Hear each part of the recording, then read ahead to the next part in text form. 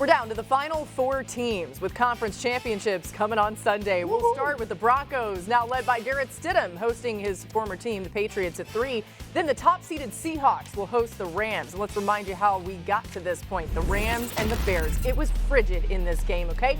They said it felt like, what, -5 or something? The snow's coming down, and they're ready to go. We're picking it up in overtime, though. The game tied at 30. Allen firing deep. Allen, I got the wrong highlight. What are you doing? That's Caleb Williams. All right, there's Caleb Williams getting ready to go. That was incredible. And the Bears into Rams territory. Later in the drive, just over 3 minutes left. Bears going for it on 4th and goal. Williams trying to throw to Luther Bird in the 3rd, but broken up by Omar Speights. Great defense by the Rams. Was great. Speights was great last night. 4th and 4, they go for it.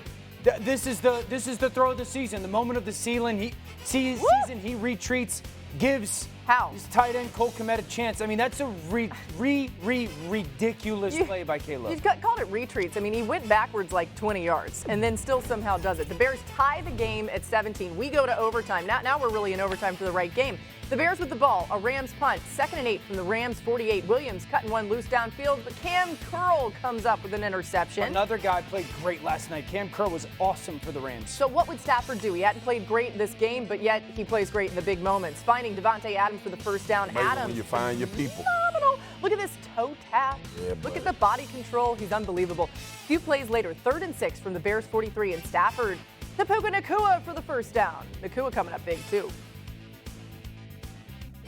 Puka, hot route, blitz, get him the ball. I was nervous. I was nervous when this special teams unit went on the field. You can't help but be nervous after what we've seen. Kicker. He did it. Stafford. He actually a B&B. He is. Honestly, when I saw him right before this moment, I was like, man, he's bigger than I remember. It always takes us. You're going to put him on B&B. We should do a special kicker B&B. There's one, and it's Mevis. All right, RC, take us to the end of regulation, though. Were you okay with Ben Johnson's decision to kick the extra point and head into overtime? I mean, okay is a nice way to put it, but I felt like Ben Johnson should have gone for 2. I wanted to see the Ben Johnson that didn't want to shake Matt LaFleur's hand, the Ben Johnson that took his shirt off to make sure everybody in Chicago could get free glizzies. Listen, early on in this game, you're aggressive, right? You throw an interception on 4th down on your first drive. You go for 4th down 3 more times in the game. Speight knocks the ball down on 4th and 4. And really, you only score this touchdown late to Cole Kmet because of Caleb Williams' wizardry and witchery in the pocket. Why not go for 2? Why not give Caleb Williams an opportunity to get an option where he can run or pass the football and do some of the things while we've seen him pull rabbits out of hats? I felt like the more experienced team, the team with the more experienced coach and Sean McVay, who wasn't having a great day, would find a way to make a play in overtime and win this football game before the young, inexperienced team did. And even though the Rams tried to give it away, they eventually found a way. I felt like going for 2 with that aggressive head coaching style that Ben Johnson has displayed was the way to win this game. Yeah, I mean, Caleb was on a roll at that point, too. By the way, I am upset we didn't see that handshake at the end of the game. What's going on with that? Anyone got video of that anywhere? Someone has to. Someone's got it. Come on, if you haven't, put it out there.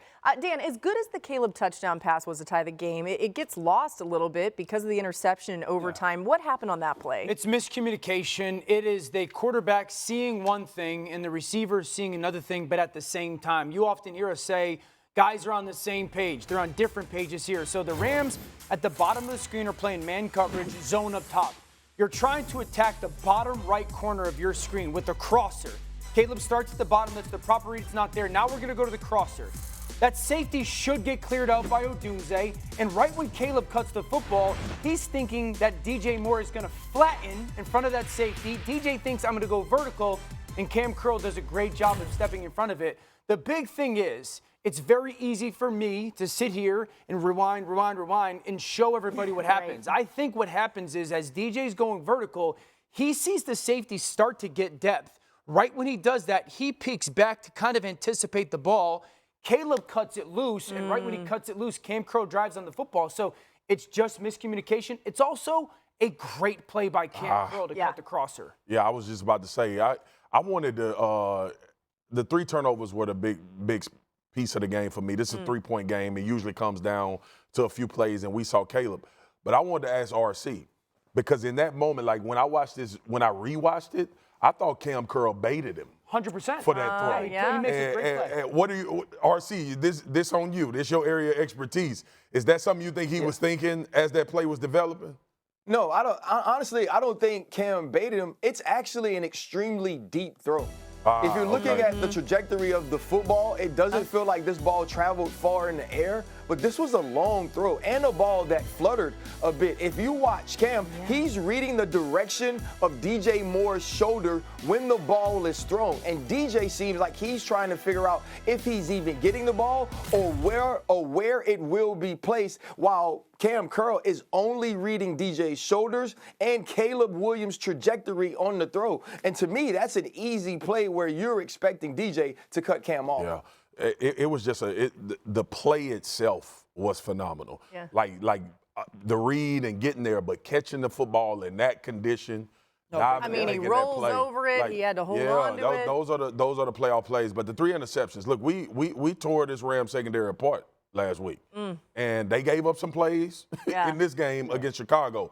But the fact that they were able to come through and make those 4th down stops and create these turnovers helped them get to this point in this game. They bailed their offense out. Well, let's talk about the offense because, Mina, it wasn't good early, but it felt like they figured something out in the 4th quarter. In overtime, they went on 2 long drives late in the game. What did you see that changed?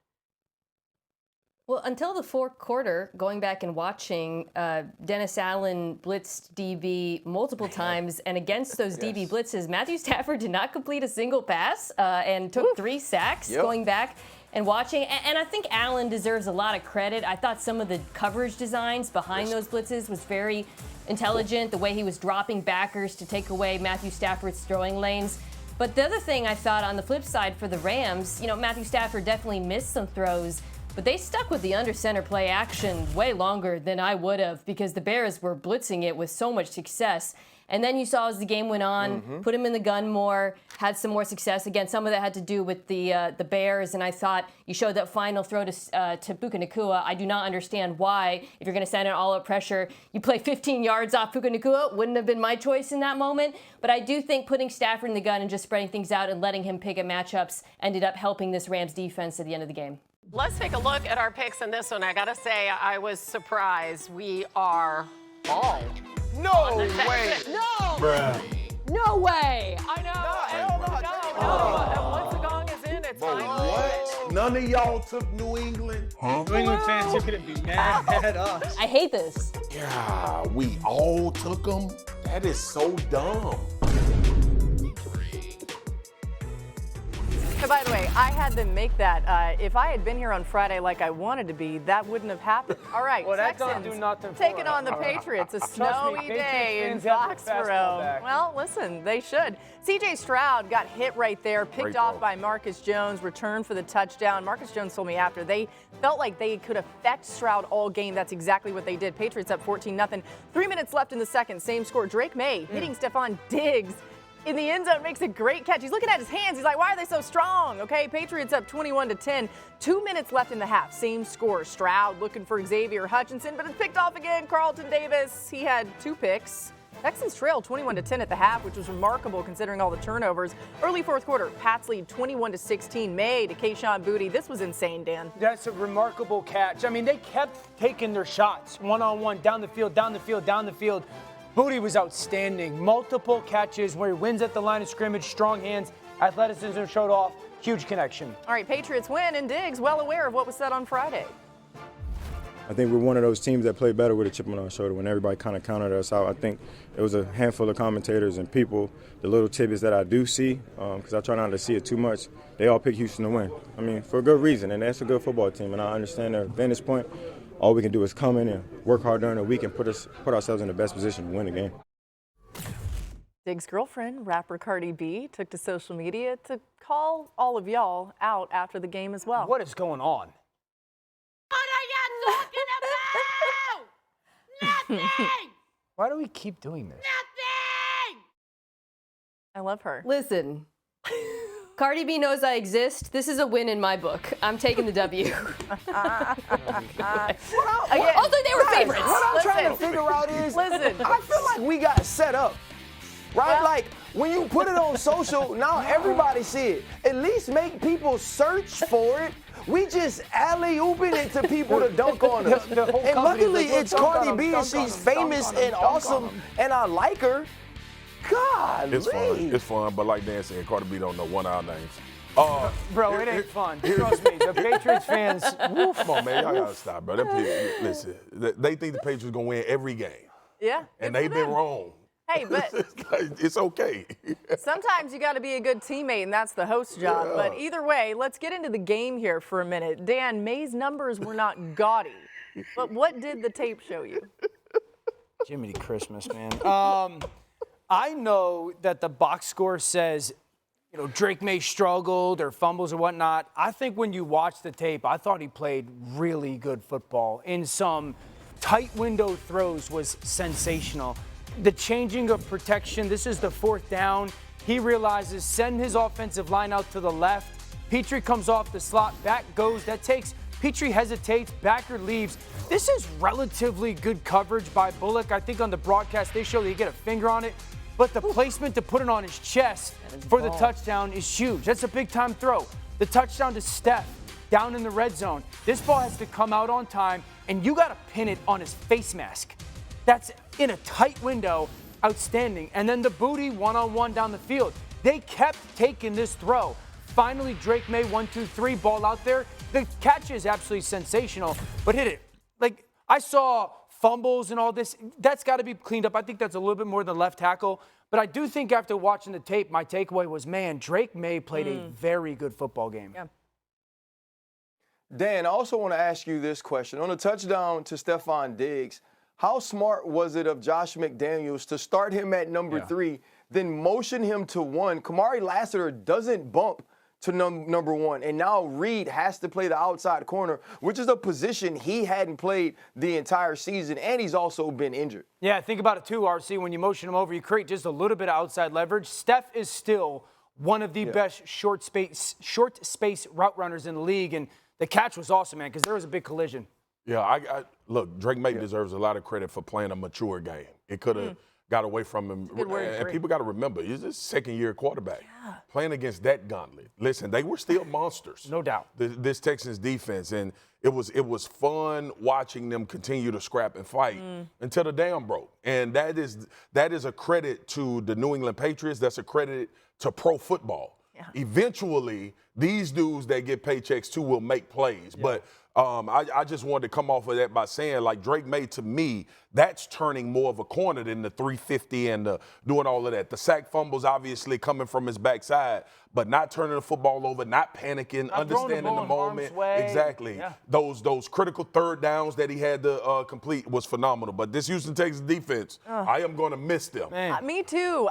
Just really fast, shout out to those guys. I mean, they did not let up even when the offense obviously wasn't doing anything. Yeah. They continue. I mean, there was a moment late in the game, Will Anderson Jr. still talking to a coach about something he sees out there, still fighting, still trying to do everything possible. Mina, let's turn our attention to that Pats defense, though. 3 sacks, 5 takeaways. Yeah. How'd they get it done? Yeah, look, obviously C.J. Stroud had a bad game. We'll talk about that in his future this week. But I want to take a moment to give some credit to this Patriots defense because top to bottom, this was utter domination. Starting on the back end, Carlton Davis and Christian Gonzalez. This is exactly what we hoped it would look like when they signed Davis in terms of having 2 shutdown man corners. And then up front, I thought the defensive play caller, Zach Kerr, went very pressure heavy, which was smart with the blitzes. But also, you saw all of the additions that they made this offseason pay off in a big way.